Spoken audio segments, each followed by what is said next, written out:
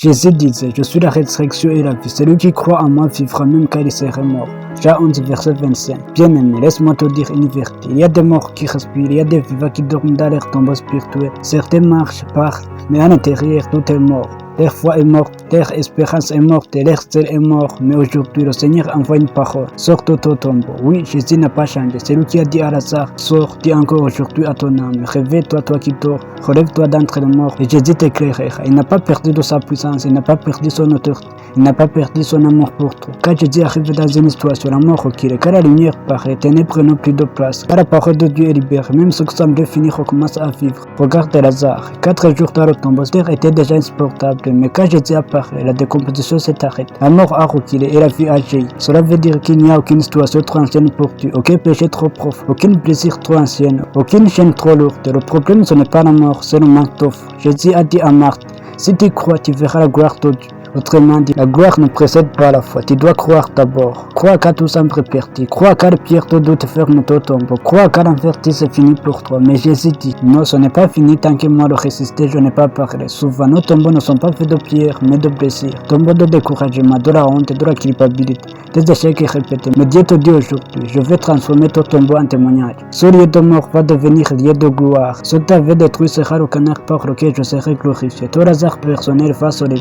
Et quand il sortira, tout ce que tu avais enterré verra que Dieu n'a pas dit ce dernièrement. Oui, Jésus a la clé. Satan pensait l'avoir, mais Jésus a arraché les clés de la mort et dit ce jour de mort. Il a dépouillé les dominations, il a mis les presbytères, il a triomphé d'elle à la croix. Quand Jésus dit, il faisait à la vie. Aucun démon, aucune malédiction, aucun passé ne peut t'en empêcher. Même les tombeaux les plus profonds souffrent devant la voix du roi des rois. La mort reconnaît son maître, le désespoir recule devant sa présence. Mais écoute, Lazare n'est pas sorti, il est sorti lié, les mains, les pieds, le visage encore couvert de bandelettes. Et Jésus a dit, derrière et laissez-le aller. C'est le message pour l'église aujourd'hui. Beaucoup étaient résistés spirituellement, mais il marche encore lié par les peurs, les habitudes et les blessures du passé. Jésus t'appelle à la vie, mais aussi à la liberté. Reste pas à la porte du tombeau avec les bandelettes. Lève-toi, défais-toi de ce qui t'empêchait de courir. Tu n'as pas résisté pour rester dans la confusion. Tu as été résisté pour témoigner. La résurrection, ce n'est pas un événement du passé, c'est une puissance présente. Paul a dit, je vais connaître Christ et la puissance de sa résurrection. C'est cette puissance qui te relève quand tu es tombé. C'est elle qui te garde debout dans les tempêtes. C'est elle qui te donne la force de pardonner, d'aimer et de recommencer. C'est Dieu qui prend un cœur brisé et en fait un cœur prière. C'est Dieu qui transforme un échec en témoignage.